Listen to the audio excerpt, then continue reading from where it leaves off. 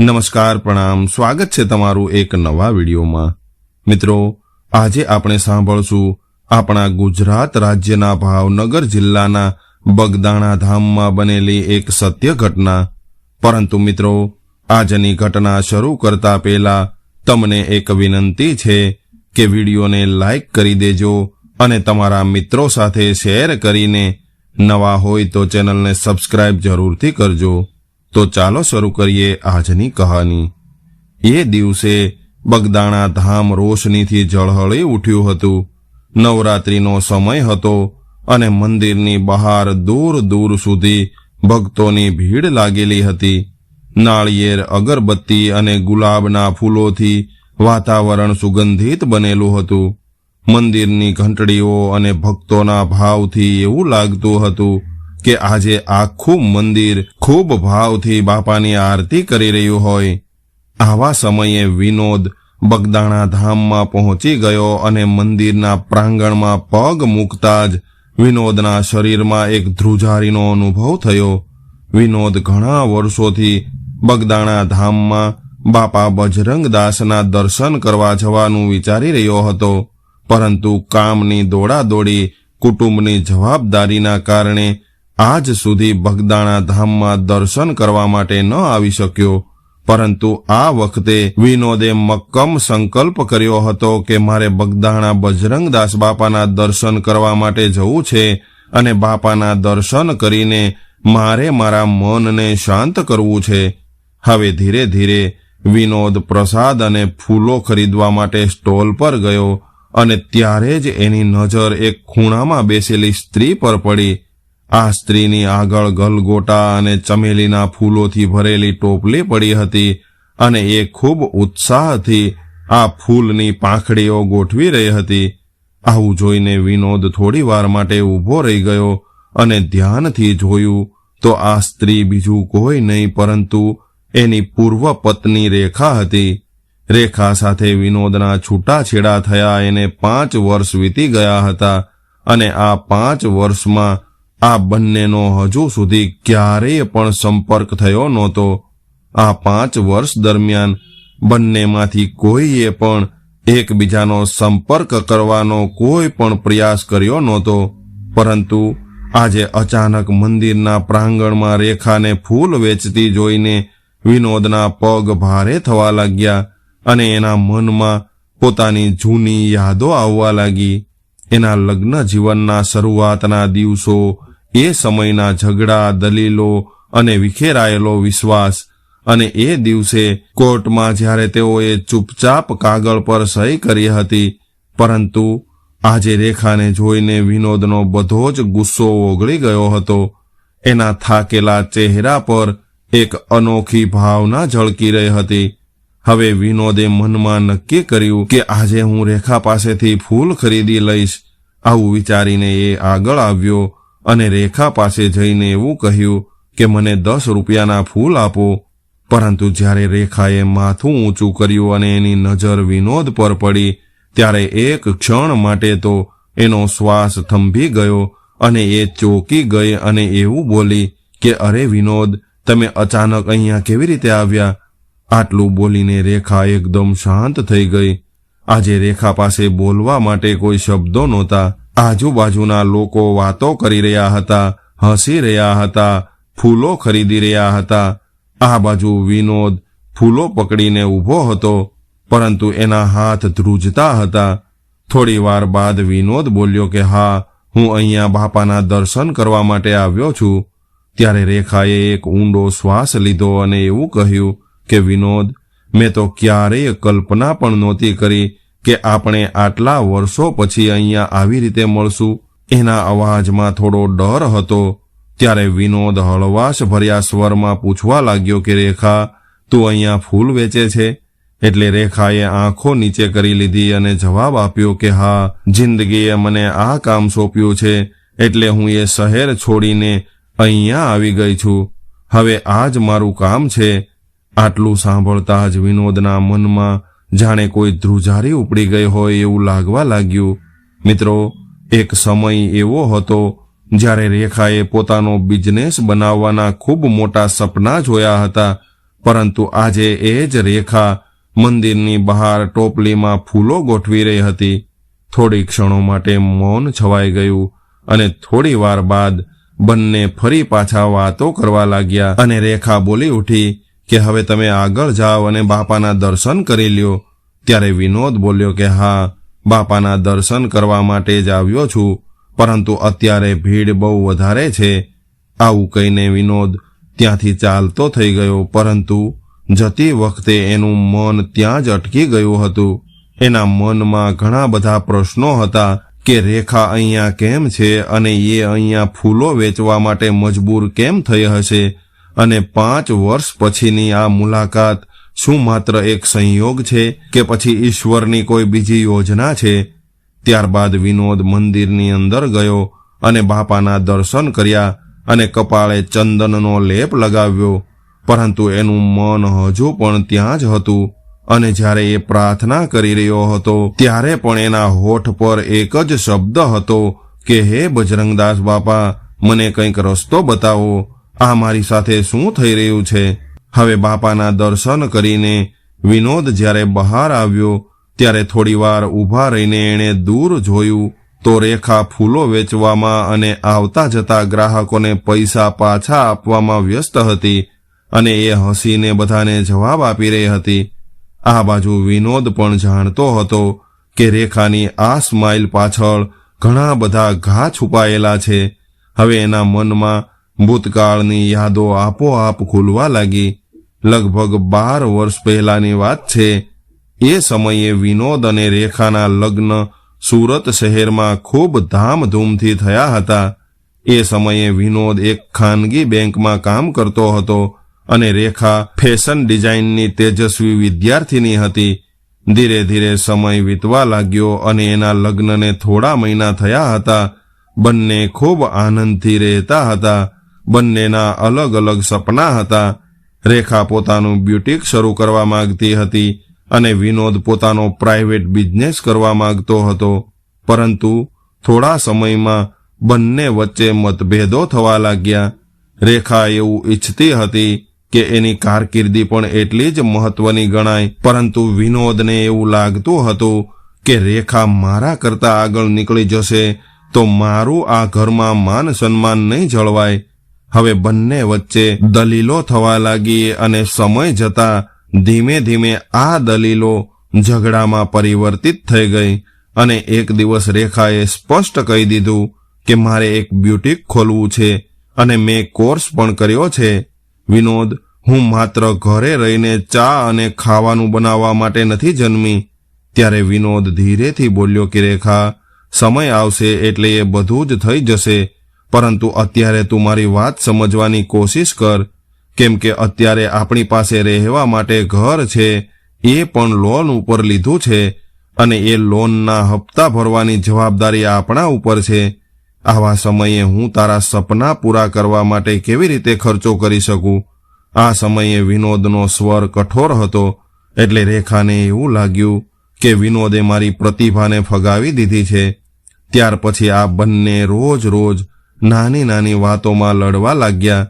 વિનોદ બહાર કામમાં વ્યસ્ત રહેતો અને ઘરે પાછો આવીને રેખા સાથે કોઈ પણ પ્રકારની વાતચીત કરતો નહીં અને એકલો એકલો ટીવી જોયા રાખતો અથવા તો એના મિત્રો સાથે સમય પસાર કરતો. આ બધું રેખાને ઉપેક્ષિત લાગવા લાગ્યું અને રેખાએ પણ ઘણી વખત નાની નાની સ્કેલ પર પોતાની ડિઝાઇન વેચવાનો પ્રયાસ કર્યો, પરંતુ વિનોદે એને ટેકો ન આપ્યો અને ઉલટાનો એવું કહેતો કે આ બધું બકવાસ છે, એટલે તું મારી આબરૂના ધજાગરા ન કર. આવું સાંભળીને રેખાનું હૃદય તૂટી ગયું અને ધીરે ધીરે બંને વચ્ચે વાતચીત ઓછી થવા લાગી. એક રાત્રે ઝઘડો એટલો બધો વધી ગયો કે બંને એકબીજા સામે આકરા શબ્દોનો પ્રયોગ કરવા લાગ્યા. ત્યારે રેખાએ રડતા રડતા એવું કહ્યું કે તમે ફક્ત તમારી નોકરી અને તમારી જ દુનિયાની ચિંતા કરો છો. અરે, મારી ઈચ્છાઓ, મારા સપના, આ બધી વસ્તુની તમને કાંઈ પડી નથી. તમે તો મને પાંજરામાં પૂરી દ્યો છો. ત્યારે વિનોદ ગુસ્સો કરીને બોલ્યો કે ખરેખર તને શું લાગે છે?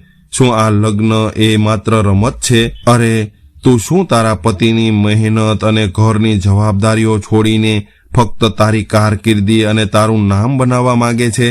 અરે જરાક વિચાર તો કર. હું મહેનત કરીને આ ઘર ચલાવી રહ્યો છું અને તને બને એટલી ખુશ રાખવાની કોશિશ કરું છું, એટલે આ ઘરના મહત્વના નિર્ણય પણ હું જ લઈશ. એ રાત પછી આ બંને મહિનાઓ સુધી એકબીજા સાથે બરાબર રીતે બોલ્યા પણ નહીં અને એમની વચ્ચે એટલી બધી દૂરી વધી ગઈ કે એમના લગ્ન માત્ર ઔપચારિકતા બની ગયા હતા. અંતમાં રેખાએ સ્પષ્ટ કહ્યું કે આ સંબંધ હવે બોજ બની ગયો છે, એટલે મારે આ સંબંધમાંથી આઝાદી જોઈએ છે. આ બાજુ વિનોદ પણ થાકી ગયો હતો, એટલે એણે પણ રેખાને રોકવાનો કોઈ પ્રયાસ ન કર્યો અને બંને કોર્ટમાં જઈને ચૂપચાપ કાગળ ઉપર સહી કરી દીધી. એ સમયે એક પળ માટે પણ બેમાંથી એકેય રડ્યું પણ નહીં, પરંતુ મનોજને આ સમયે પોતાનું જૂનું જીવન યાદ આવવા લાગ્યું. ત્યારે જ બહારની ભીડનો અવાજ ફરી એના કાનમાં પહોંચ્યો. રેખા હજુ પણ એની સામે બેઠી હતી. હવે વિનોદ વિચારવા લાગ્યો કે એ સમયે મેં રેખાને ટેકો ન આપીને યોગ્ય કર્યું હતું. કદાચ એ સમયે મેં રેખાને ટેકો આપ્યો હોત અને એને બ્યુટીક ખોલવામાં મદદ કરી હોત તો કદાચ આજે અમારી જિંદગી અલગ હોત. હવે વિનોદની અંદર અફસોસની લાંબી લહેર ઉઠવા લાગી. ત્યારે જ પાછળથી એક દાદાએ બૂમ પાડી કે ભાઈ, ચા અથવા દૂધની પ્રસાદી તો લેતો જા, અને હમણાં 12 વાગશે એટલે હરિહરનો સાદ પડશે, એટલે બાપાની પ્રસાદી લેવા જતા રહેજો. ત્યારબાદ વિનોદે ચા પીધી અને ધીમે ધીમે રેખા તરફ ગયો અને રેખા પાસે જઈને કહેવા લાગ્યો કે રેખા, મારે તારી સાથે વાત કરવી છે. આવું સાંભળીને રેખાએ અચાનક વિનોદ સામે જોયું અને ધીમેથી એવું કહ્યું કે ઠીક છે વિનોદ, આ મંદિરની પાછળના ભાગમાં એક વૃક્ષ છે, ત્યાં થોડું શાંત વાતાવરણ છે, એટલે આપણે ત્યાં જઈને શાંતિથી વાત કરીએ. ત્યારબાદ બંને મંદિરની પાછળ ઝાડના છાંયે ગયા અને ત્યાંનું વાતાવરણ શાંત હતું. હળવો પવન ફૂંકાઈ રહ્યો હતો. ભક્તો દૂરથી ગીતો ગાતા હતા, પરંતુ આ બધો જ ઘોંઘાટ દૂર હતો. આ વૃક્ષ નીચે એકદમ શાંતિ હતી. ત્યારે વિનોદે પૂછ્યું કે રેખા, તું સુરત છોડીને બગદાણા શા માટે આવી?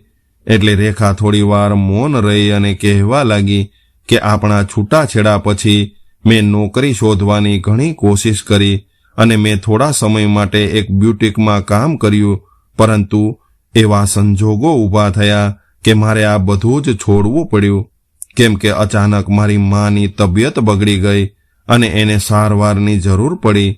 માની સારવાર કરાવવામાં મારા બધા જ પૈસા ખતમ થઈ ગયા અને ધીરે ધીરે મારી માનું પણ અવસાન થઈ ગયું. અને ત્યારબાદ હું અહીંયા બજરંગદાસ બાપાના દર્શન કરવા આવી, અને જ્યારથી હું બજરંગદાસ બાપાના દર્શન કરવા આવી ત્યારથી હું અહીંયા જ રહી ગઈ છું. આવું સાંભળીને વિનોદની આંખો આંસુઓથી ભરાઈ ગઈ અને એણે નરમ અવાજમાં એવું પૂછ્યું કે રેખા, મને ખબર નહોતી કે તારે આટલું બધું સહન કરવું પડ્યું. ત્યારે રેખા બોલી કે એ સમયે તો તમારે આ બધું જાણવાની ક્યાં જરૂર હતી? એ સમયે તો તમારે ફક્ત તમારી છબી અને તમારા મકાનના હપ્તા ભરવાની કાળજી હતી, અને આ બાજુ હું સાવ એકલી પડી ગઈ હતી. આટલું કહીને રેખા ખૂબ જોર જોરથી રડવા લાગી. રેખાને રડતી જોઈને વિનોદ આવાચક બની ગયો. બગદાણા ધામના આ ઝાડ નીચે જાણે કે એના પાપો અને પસ્તાવો એની સામે ઊભા હતા.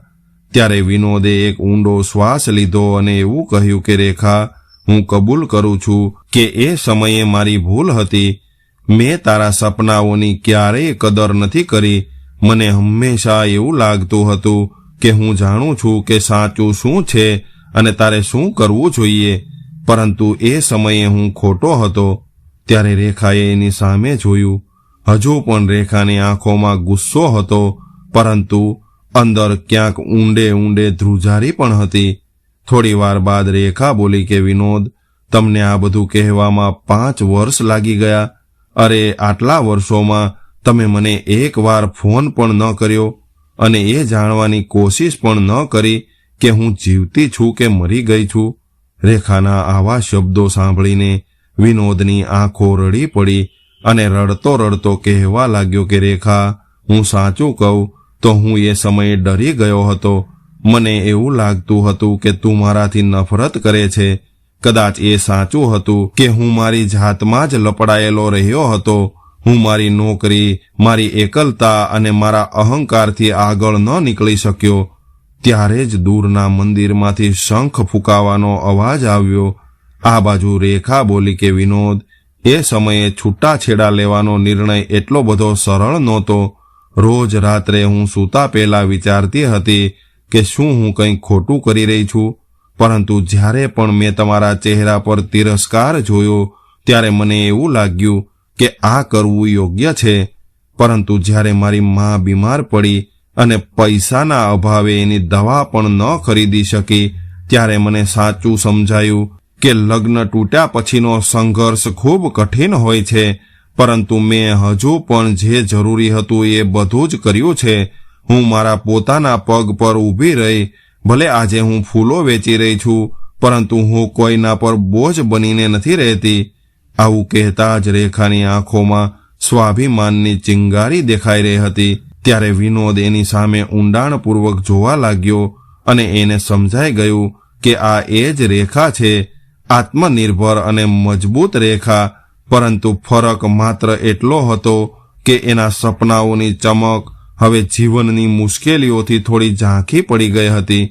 કદાચ હું એ સમયે તારી સાથે હોત તો તારા સપનાનો રંગ કંઈક અલગ હોત, અને કદાચ આજે તારું પોતાનું બ્યુટીક હોત અને આપણે બંને સાથે રહેતા હોત. પરંતુ રેખા, એ સમયે મેં તને એકલી છોડી દીધી હતી અને આ અપરાધ મને હજુ પણ ઊંઘવા નથી દેતો. ત્યારે રેખા બોલી કે વિનોદ, તમને આટલું બધું મોડું સમજાયું? વિનોદ, કોઈ પણ વ્યક્તિનો ભૂતકાળ ક્યારેય પાછો ન આવે. ત્યારે વિનોદ એની આંખોમાં જોઈ અને એવું કહ્યું કે મારે જાણવું છે કે શું તારા દિલમાં હજુ પણ મારા માટે તિરસ્કાર છે કે પછી હજુએ મારા માટે થોડી ઘણી જગ્યા છે? ત્યારે રેખા થોડી વાર માટે ચૂપ રહી અને નીચે ઝૂકીને 2-3 પાંદડા તોડ્યા અને ધીમે ધીમે એને કચડી નાખવાનું શરૂ કર્યું.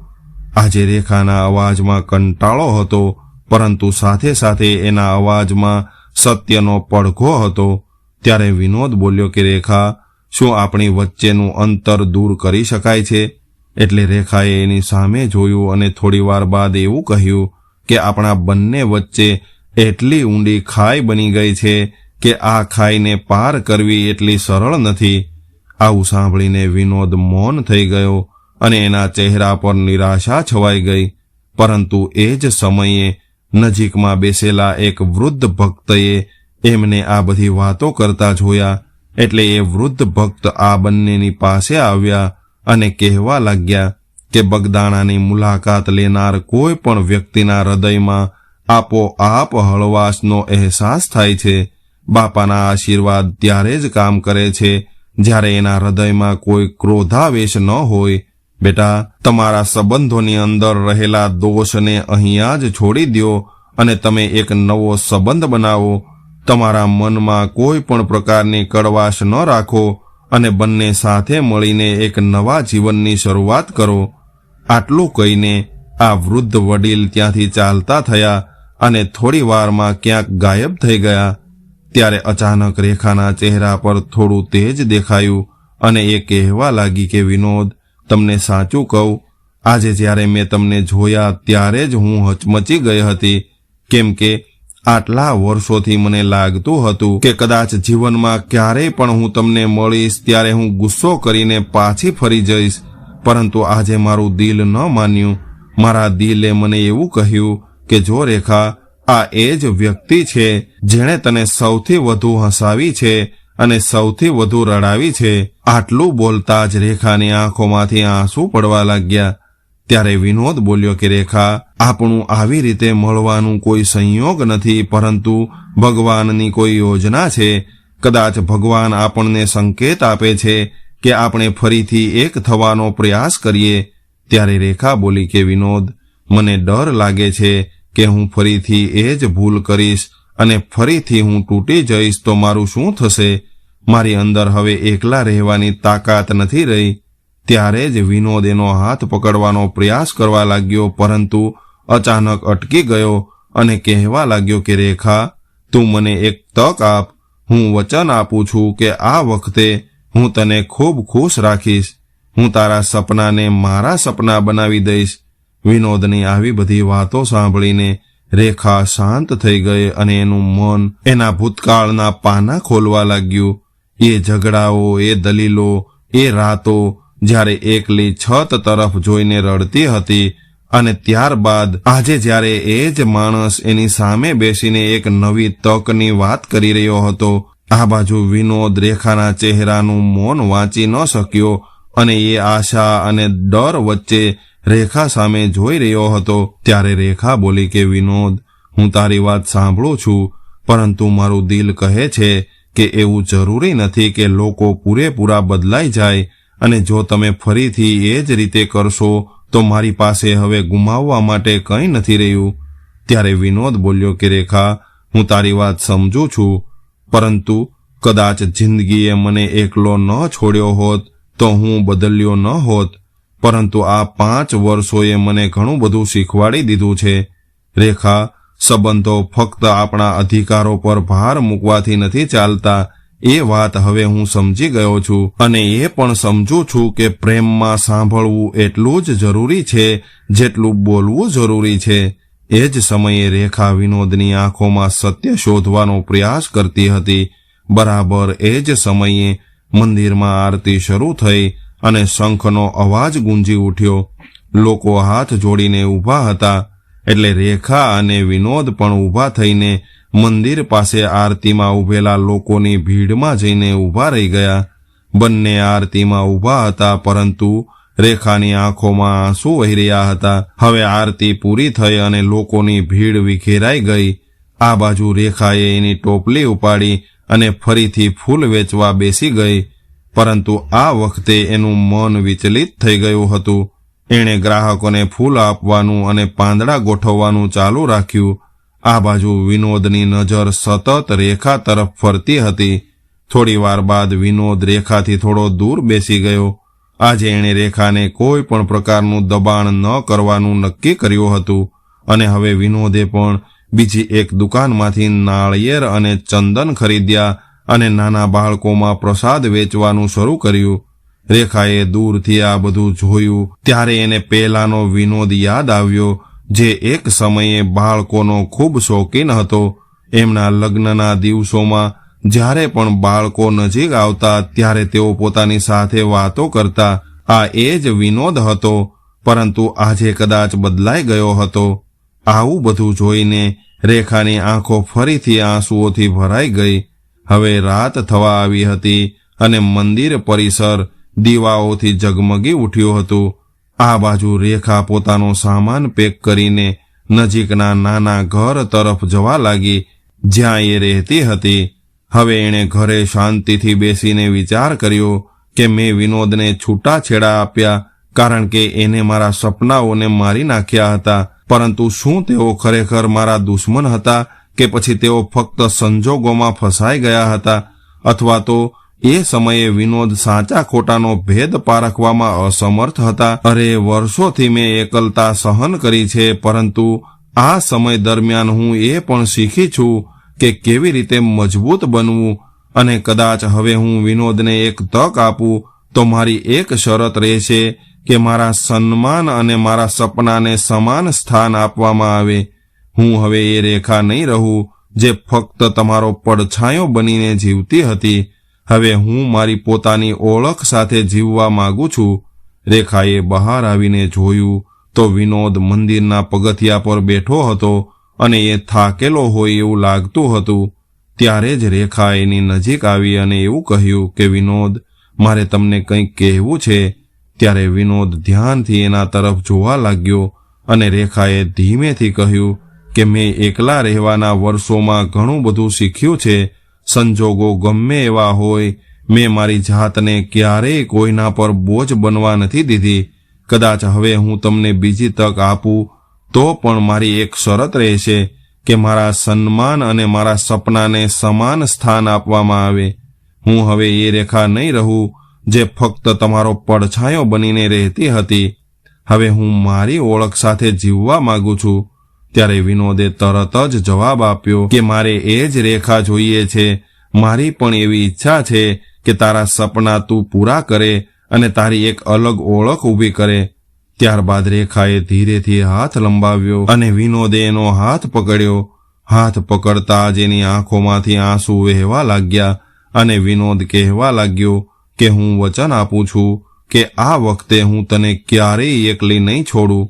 ત્યારબાદ વિનોદ બે હાથ જોડીને બાપાને પ્રણામ કરવા લાગ્યો અને વિનોદના હોઠ પર એક જ પ્રાર્થના હતી કે હે બાપા બજરંગદાસ, તમારો ખૂબ ખૂબ આભાર કે તમે મને બીજી તક આપી.